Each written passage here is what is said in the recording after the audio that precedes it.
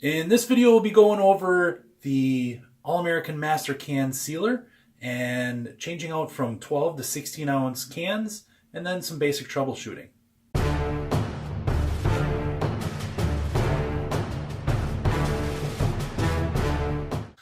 Cheers and welcome to Everty Homebrewing. My name's Tyler and glad to have you here. If this is your first time here, please check out the video, like and subscribe, and don't forget to hit the notification button. If you're interested in checking me out on Facebook, Instagram, or Untapped, check out my links right here and enjoy the video. Cheers guys, thanks for checking us out.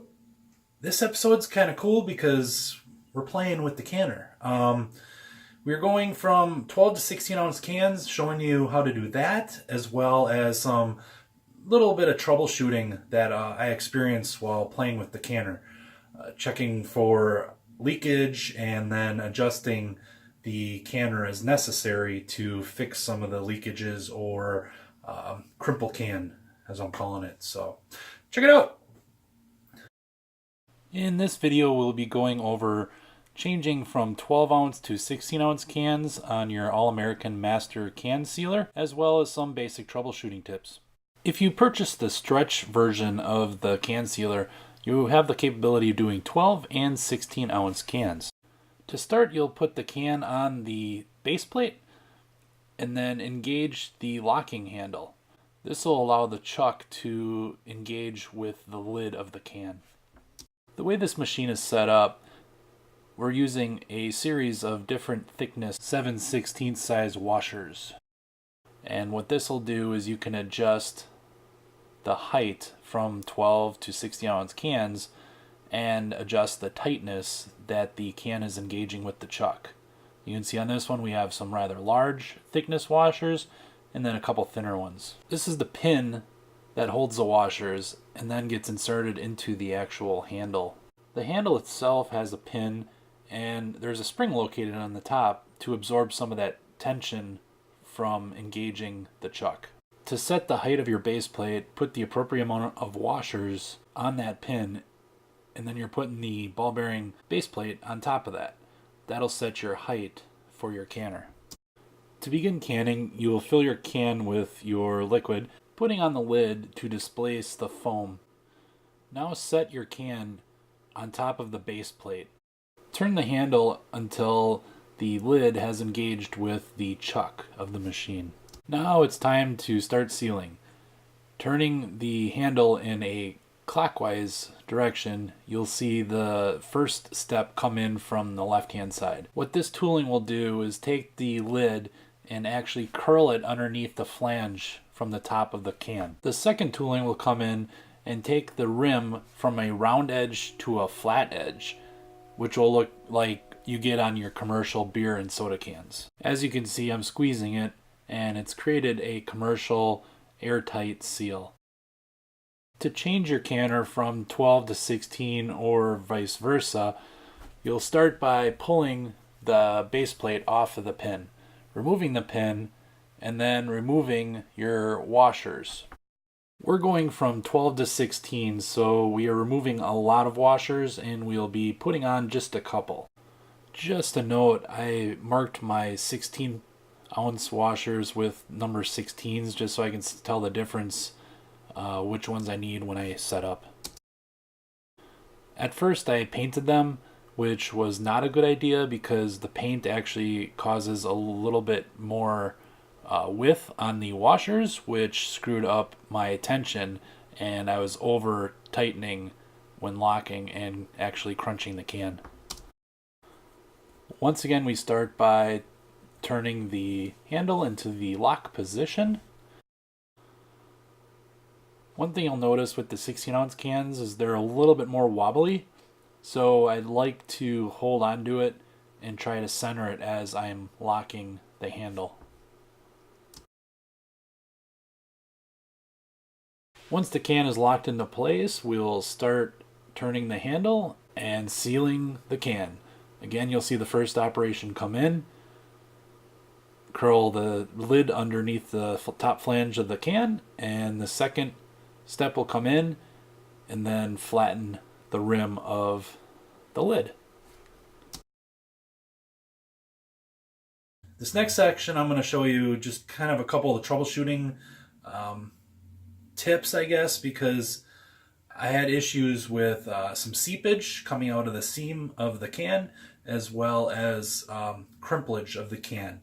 The crimple can is coming from your adjustment of your washers. If you have too many washers underneath the base plate on the pin, it'll actually like crunch your can from the tension between the chuck and the base plate. So by doing that, you can adjust the washer height. What I recommend doing is just getting a box of washers. These are 7/16 washers. I got 50 of them for like $3. That way I can kind of adjust the height as needed. So I'll show you a little bit of that in this next clip. Here you can see when the can has got way too much tension on it. As you're tightening it, you'll see that the can starts crimpling.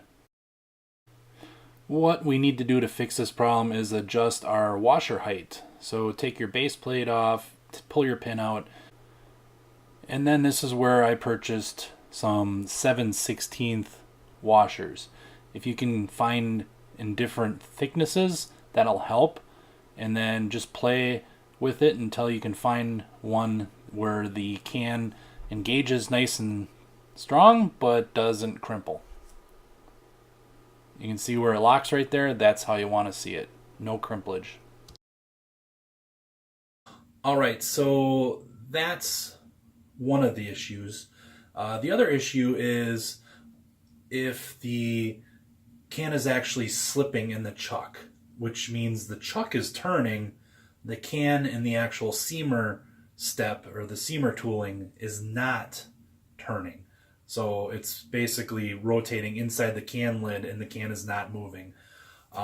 So that is another adjustment where your washers might not have enough.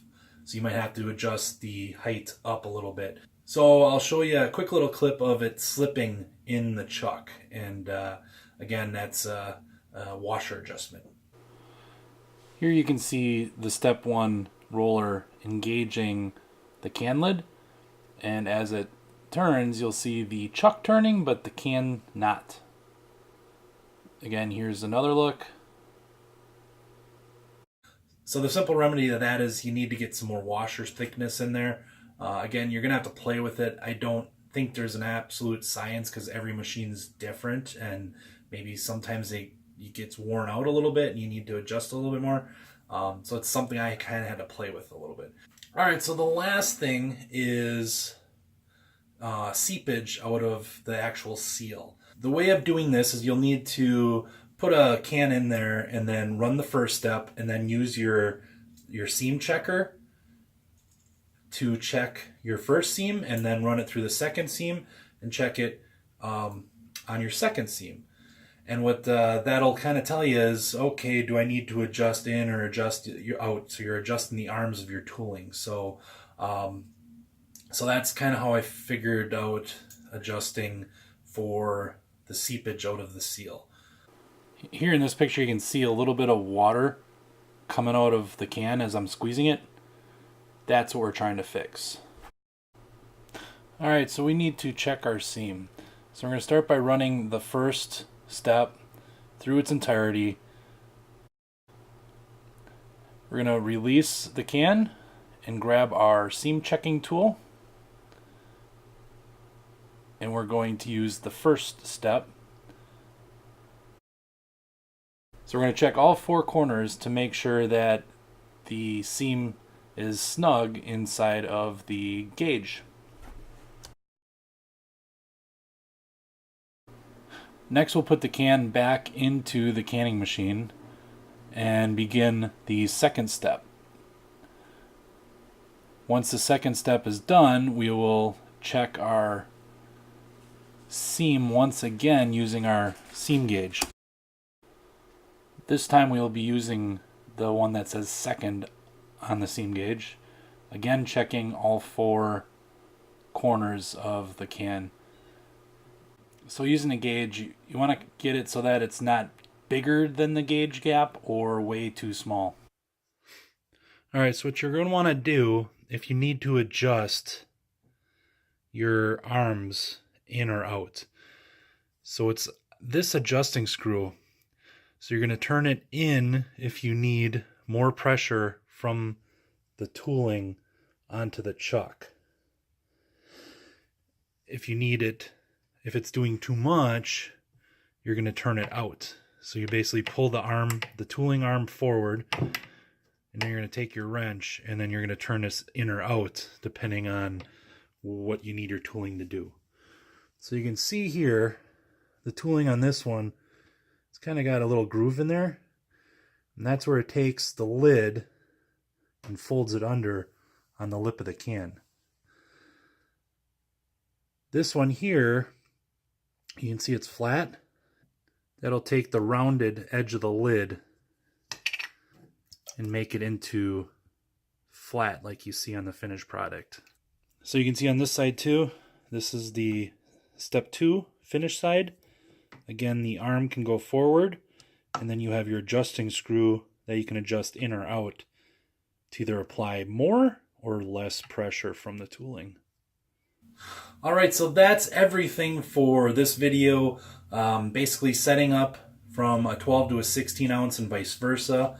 And some basic troubleshooting. I didn't go too in depth, but just some, I think, helpful troubleshooting tips based on my experiences so far.